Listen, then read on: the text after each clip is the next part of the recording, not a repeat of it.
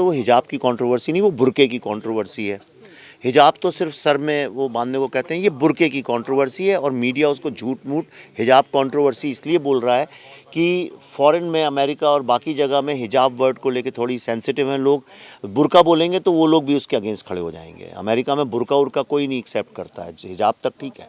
तो ये, पर मैं उसके अगेंस्ट इसलिए बोलता हूँ क्योंकि मैंने कश्मीर को बहुत गहरा अध्ययन किया।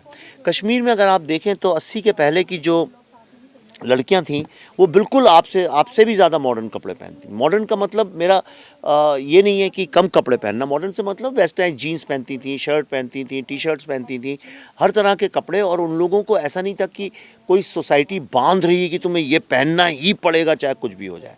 उनको स्वतंत्रता थी।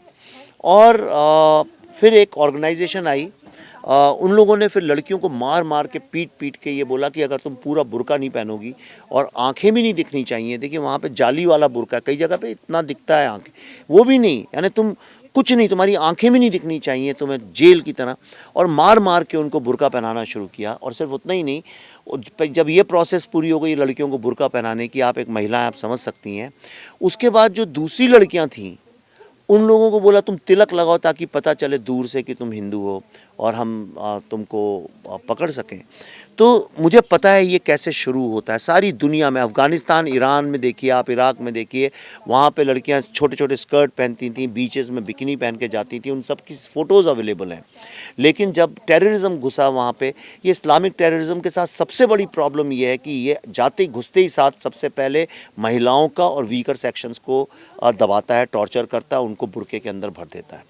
और फिर सारे जो मेल हैं, पेट्रियार्की जो है वो टेक ओवर कर लेती है और बंदूकों के सहारे फिर ना तो आपको गाने की आज़ादी है, ना डांस करने की आज़ादी है, ना कविता लिखने की आज़ादी है, ना एक्टिंग करने की, आपसे सारी आज़ादी छीन ली जाती है।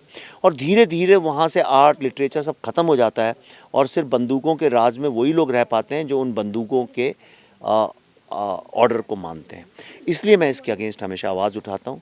That's the reason. चलो कोई बात नहीं।